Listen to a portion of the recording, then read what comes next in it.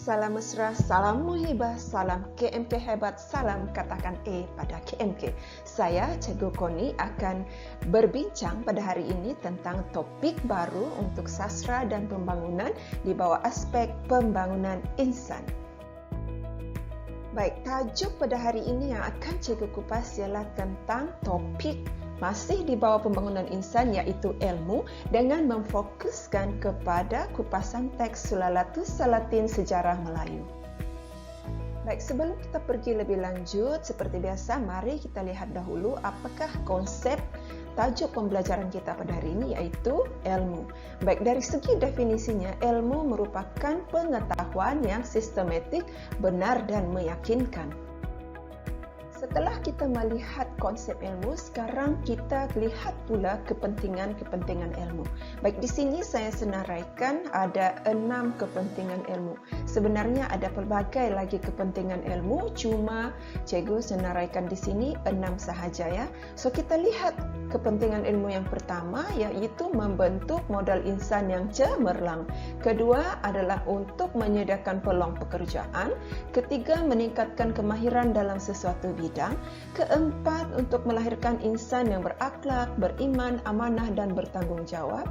Kelima, untuk melahirkan insan yang dihormati, disanjung dan dipandang tinggi. Dan yang keenam, untuk meningkatkan martabat dan status sosial.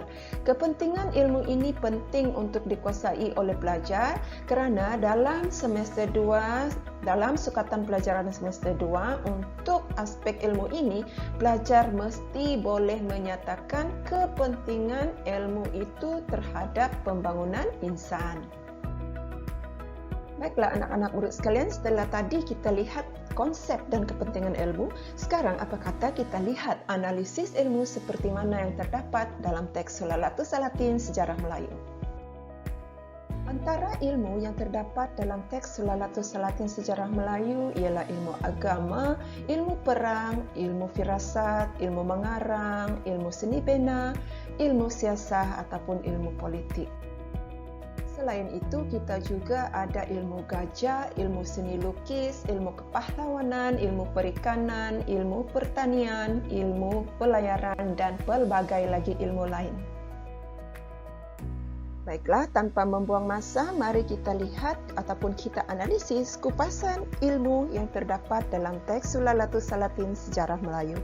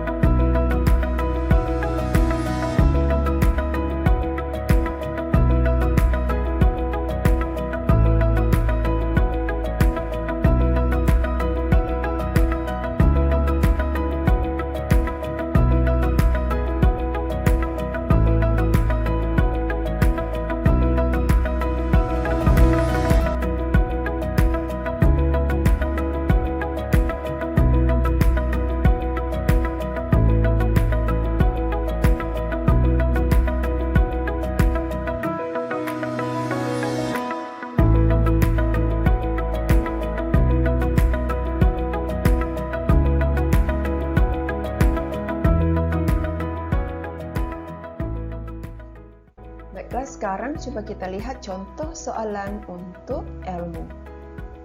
Ilmu mampu memartabatkan diri setiap insan. Huraikan pernyataan tersebut dalam konteks pembangunan insan berdasarkan teks Sulalatus Salatin Sejarah Melayu 25 markah. Seperti biasa, sebelum pelajar mula menjawab soalan, pelajar perlulah membuat analisis terhadap soalan. Pertamanya, pelajar perlu lihat bentuk soalan. Soalan ini berbentuk tunggal kerana memperuntukkan 25 markah. Apabila soalan ini berbentuk tunggal, calon perlu kemukakan jawapan dalam 7 perenggan, iaitu 1 perenggan pengenalan, 5 perenggan isi dan 1 perenggan penutup. Baik, yang kedua, pelajar perlu menganalisis kata tugas soalan. Dalam soalan ini, kata tugas yang digunakan ialah huraikan. Apabila soalan huraikan, dalam setiap perenggan isi, pelajar perlu mengandung fakta, huraian pro, contoh dan kesimpulan kecil. Okey.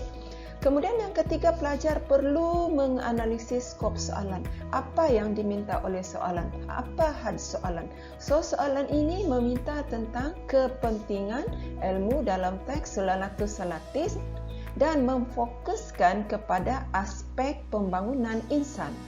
Jadi, pelajar perlu ingat bahawa jawapan yang dikemukakan itu tadi adalah berbentuk 7 perenggan dan mengandung, dan setiap perenggan isi, 5 perenggan isi itu perlu mengandung fakta, huraian pro, contoh dan kesimpulan kecil, memfokuskan perbincangan terhadap kepentingan ilmu dengan mengaitkannya dengan aspek pembangunan insan. Baik, untuk memudahkan pemahaman pelajar, di sini cikgu turunkan analisis isi ataupun analisis binaan perenggan isi untuk setiap isi yang dikemukakan oleh calon. Kerana soalan ini adalah soalan yang menggunakan kata tugas huraikan, maka calon perlu mengemukakan perenggan isi yang terdiri daripada fakta, huraian pro, contoh dan kesimpulan kecil. Dalam fakta, calon perlu kemukakan jenis ilmu yang terdapat di dalam teks Sulalatus Salatin. Kemudian pada huraian pro, pelajar ataupun calon perlu nyatakan kepentingan ilmu yang dijadikan fakta. Kemudian pada bahagian contoh, pelajar perlu mengemukakan contoh peristiwa yang menggambarkan ilmu yang telah dibincangkan di bahagian fakta itu tadi. Dan sebagai penegasan idea pada kesimpulan kecil, calon perlu buat rumusan isi penegasan idea dengan mengaitkan isi itu tadi ataupun penegasan idea ini perlu dikaitkan dengan aspek pembangunan insan. Baiklah murid-murid, sekarang cuba kita lihat contoh jawapan bagi soalan itu tadi. Baik, untuk pengenalan, oleh sebab pengenalan ini hanya memperuntukkan sejumlah 3 markah, calon boleh membina pengenalan dalam 3 ayat. Ayat yang pertama ialah definisi skop soalan, iaitu ilmu. Ayat kedua ialah tentang kepentingan ilmu dan ayat ketiga senaraikanlah isi. Okey, senaraikanlah 3 ilmu yang terdapat dalam isi yang akan calon huraikan kemudiannya nanti. Okey, contohnya seperti ini. Okay. So, yang berwarna biru ini ialah definisi ilmu. Yang hijau ialah kepentingan ilmu. Dan yang berwarna coklat ini, ayat ketiga ini adalah 3 ilmu yang akan dihuraikan oleh pelajar dalam perenggan jawapan yang berikutnya. Dengan 3 isi ini, 3 ayat ini, pelajar telah boleh memperoleh 3 markah. Sekarang kita akan lihat pula contoh penulisan perenggan isi. Baik, perenggan isi dia mengandung 20 markah. Sebab soalan ini tadi soalan tunggal. Kita sudah lihat soalan ini soalan tunggal. 20 markah pada bahagian isi dengan peruntukan isi sejumlah 5 isi perlu dikemukakan oleh calon. Bila 5 isi, artinya setiap isi diperuntukkan 4 markah. 4 markah dan setiap isi itu tadi perlulah terdiri daripada fakta, huraian pro, contoh dan kesimpulan kecil. 4 perkara dalam setiap perenggan isi, fakta, huraian pro, contoh dan kesimpulan kecil. Baik, sekarang kita lihat bagaimana cikgu bina contoh jawapan.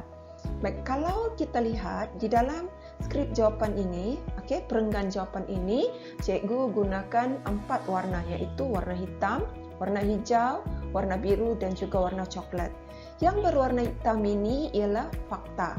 Okey, berwarna hijau ini ialah huraian pro yang berwarna biru sebagai contoh peristiwa dan yang berwarna coklat sebagai kesimpulan kecil. Jadi selepas ini pelajar akan lihat pada slide yang berikutnya, yang berwarna hitam itu ingat ialah fakta, hijau itu ialah huraian pro, biru itu ialah contoh peristiwa, dan yang berwarna coklat itu ialah penegasan idea. Baik, cuba kita lihat satu contoh ini sahaja ya. Okey, isi pertama, calon kemukakan ilmu agama. Okey, ilmu agama, fakta. Huraian pro-nya, kepentingan ilmu agama. Jadi pelajar tulis ilmu agama penting untuk melahirkan insan yang berpengetahuan agama dan berakhlak mulia. Kemudian sokong dengan contoh peristiwa berdasarkan teks Sulalatus Salatin. Calon perlu kemukakan siapa yang mengamalkan ilmu agama ini dan bagaimana baginda amalkan ataupun bagaimana watak itu mengamalkan ilmu agama. Baik, contohnya ilmu agama yang dimiliki oleh Sultan Muhammad di Mutabari menjadikan baginda seorang yang berakhlak mulia apabila sanggup merendahkan dirinya dengan turun dari takhta, mengenakan pakaian fakir dan menggelar dirinya fakir Muhammad, lalu mengikuti Syarif di Mekah dan Syekh Ismail untuk berdakwah ke samudra. Jadi ini contoh peristiwa yang menampakkan Sultan Muhammad itu seorang yang mempunyai ilmu agama. Baik, kesimpulan kecil, jelaslah ilmu agama penting agar melahirkan insan yang dirahmati Allah. Perlu diingat oleh calon, di dalam kesimpulan kecil ini, calon ulang balik fakta, kemudian nyatakan kepentingan fakta itu dengan mengaitkannya dengan aspek pembangunan, yaitu dalam hal ini aspek pembangunan insan. Calon guna semula perkataan insan di dalam perenggan, di dalam ayat kesimpulan kecil.